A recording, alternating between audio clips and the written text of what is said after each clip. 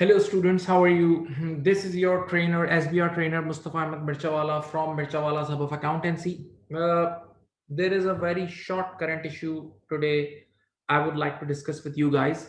And there is no guarantee because every time I teach a lot of current issues, even we have other videos of current issue I've already uploaded on YouTube. But this is an additional topic, and to be on the safe side we are doing this, but there is no guarantee. Yes, there is no article on accaglobal.com for this exposure draft yet, but to be on the safe side, it's just a 15-20 minutes current issue. So for the knowledge, you can keep it in your mind. Okay, right? So let's start. This is related to deferred tax assets and liabilities. Hope you remember you studied temporary difference, remember? And you studied two types of temporary difference. One is what taxable temporary difference, and the other is what deductible temporary difference. Taxable temporary difference, when they are multiplied by tax rate, they results in deferred tax liability, and deductible TDs results in deferred tax asset, right? Or in simple terms, because of taxable TDs, your future taxable profit increases. That means you need to pay tax in future, and because of deductible TD, you get relief in future, right? Simple terms. That's why for taxable TDs, you need to book deferred tax liability, and deductible TD, you need to book deferred tax asset. Now, students, be very careful.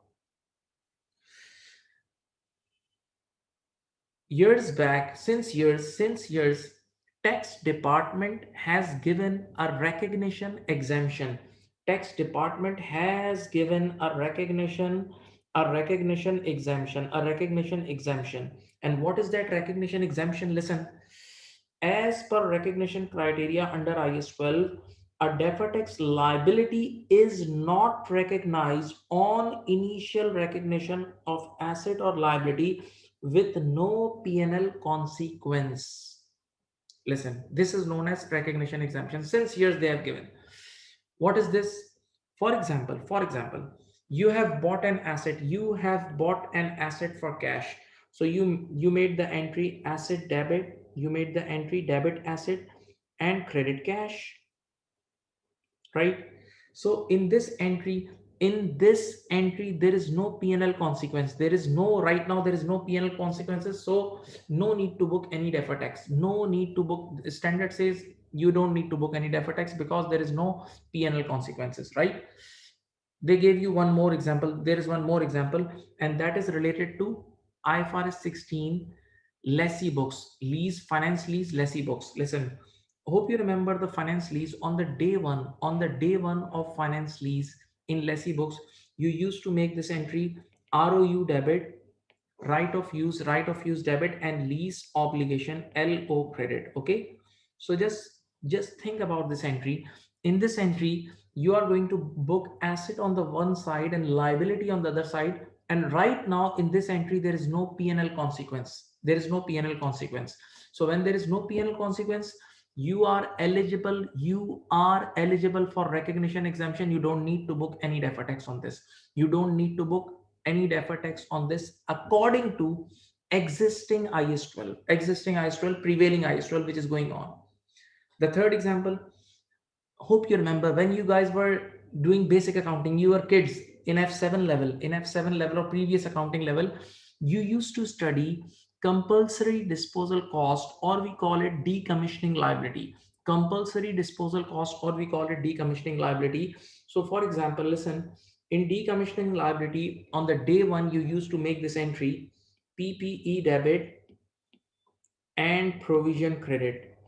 PPE debit and provision credit. Now listen, if you see this entry PPE debit and provision credit, there is asset on one side, that is PPE, and the liability provision on other side. So listen to me, asset on one side, liability on other side. Right now there is no P&L. Nothing will go in P&L immediately. At initial recognition, there is nothing in P&L. So again, this will also qualify for recognition exemption, means you don't need to book any deferred tax liability on this. So this was existing IS 12. This is the recognition exemption. Student, read it again. Read it again. Read it again. I repeat, I repeat, read it again. Wait. Read it again, please. Read it again.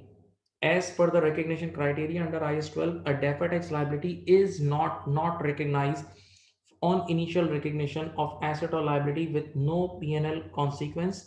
This is known as recognition exemption. This is the previous standard, old standard. Now, what new thing they are bringing? What new thing ISB proposing? ISB is saying that this initial recognition is not correct for certain transaction. For certain transaction, International Accounting Standard Board should lift up this recognition exemption for certain transaction. It looks inappropriate for certain transaction because they say there is a temporary difference exists in certain transactions. So it's better that IS board should remove this recognition exemption. Okay, so they have given two examples. I'll explain these two examples and I'll prove you there is a deferred tax present. There is a temporary difference present in this transaction. So when there is a temporary difference present in this transaction, so we have to book deferred tax, right? This is what International Accounting Standard Board is proposing, that now we should remove this recognition exemption for certain transaction. Okay, I'm going to share two examples with you. The first one is lease contract for lessee. Now listen. Whenever we acquire an asset on lease in lessee books, according to new IFRS 16, nowadays 90-95% lease are finance lease, except for one or two, except for few cases. 99% leases are now finance lease. Okay, and in that case, let me make the entry. We make the entry ROU debit and lease obligation credit. ROU debit and lease obligation credit. Now, what we do in accounting, open your eyes. What we do in accounting, we book depreciation expense right from the day one. Whenever we started, let us say we are starting from day one, we book depreciation expense on ROU, and on lease obligation we book interest expense. So yes, it affects your P&L. It affects your P&L just from the next day. From the next day, it affects your P&L. So you book two things: depreciation expense and interest expense. Okay, and in accounting books. In accounting books, you are doing finance lease. In accounting books, you are doing finance lease accounting. I'm sure you know this. You know this. You guys are not no more kids. So in accounting books, what two things will go in your P&L? Depreciation and interest expense. Now, when you go to tax department, the tax boys, tax guys, tax department treats all leases as operating lease. Almost all over the world, in different jurisdiction, tax department treats leases as operating lease. So what they say we don't recognize ROU, we don't recognize lease obligation. For us, this transaction is operating lease, and in operating lease, whatever rental you pay, we'll allow you. Rentals paid is allowed. So now use your brain. Rentals paid is allowed. Now use your common sense. In accounting world, we are booking depreciation expense plus interest. But when we go to tax department, they say we don't allow any depreciation or interest. But yes, we'll allow you whenever you pay the rentals. We'll allow you full rentals. We will allow you complete rentals. Complete rentals are allowed. So my dear students, just think over it. There is a temporary difference because in the accounting difference, the amount is different. In the textbooks, amount is different, and also the time is different. How can the time be different? Let me give you one example. Very easy example.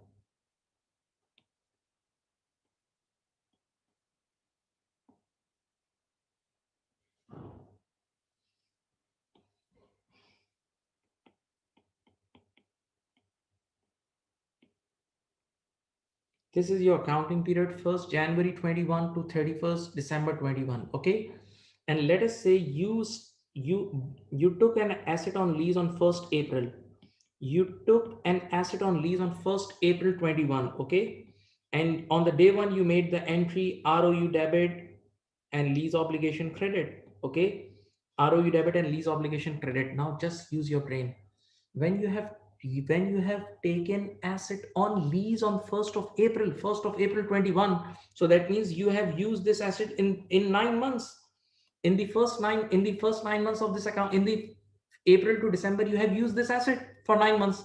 So when you are using this asset for 9 months, so obviously you need to book the depreciation plus interest expense for these 9 months. You need to book depreciation plus interest expense in accounting books for 9 months, right? But let us say you are paying rentals next year, 1 year in arrears. There is a possibility you pay rentals 1 year in arrears. So when you go to the tax department, when you will go to the tax department taking this depreciation and interest, they say, no, no, we don't accept this finance lease accounting, and we don't recognize these things, and we don't allow depreciation in an interest. So they won't allow anything now. But yes, they will say, listen, that next year we will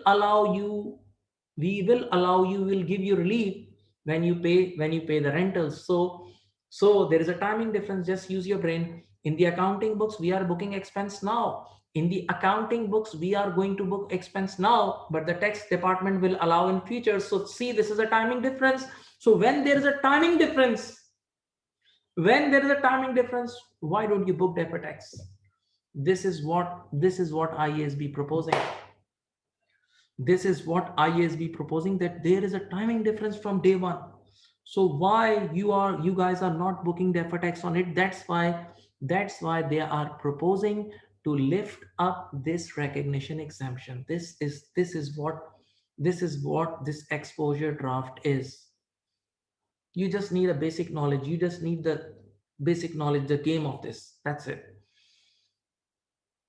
Giving you 1 minute to think over it. Think over it. Just relax and think over it.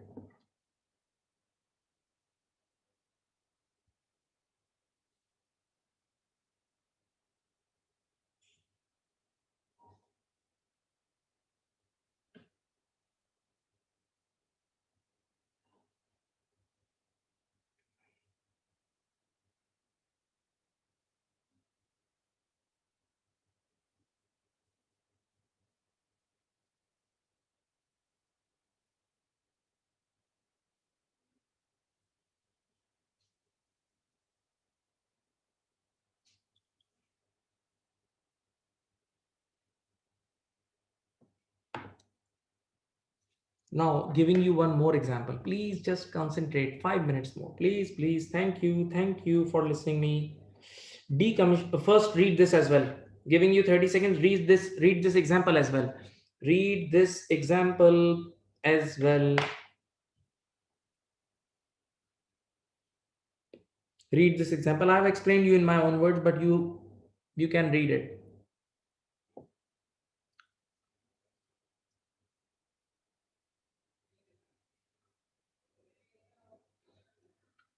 Now, the second example is decommissioning cost.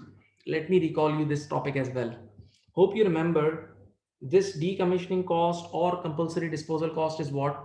Sometimes when you buy mining rights from somebody, and you go to dig that mine. So government authorities come and they give you a piece of paper to sign. And what is written in that paper? That whoever will do digging here, whoever will do mining, will have to landscape at the end of year 5. Okay. So there is an obligation right from the day one. There is an obligation right from the day one for that compulsory disposal cost. So remember, we used to make entry for this compulsory disposal cost for decommissioning liability. Students, please, we used to make this entry: debit PPE and credit provision, debit PPE and credit provision. Remember? Now now just think. Wait, we have to pay this at the end of year 5. Okay, we have to pay this at the end of year 5. The payment will be made at the end of year 5. Now In accounting books, what we do, we book depreciation expense. We book depreciation expense right from the day one. Just the day we start using it, we book it. We book depreciation expense for this PPE, and we book interest, or what we call unwinding of discount, for this provision liability, because we have done discounting. We have calculated this provision by doing present value, by computing present value of future cash flows, or what we call it discounting. So definitely unwinding of discount is needed. So students, in accounting books, now my final words, in accounting books, right from the day one, we have to book depreciation plus unwinding of discount, that is interest. So these two expenses we are booking in accounting. Listen, and now we'll go to tax department.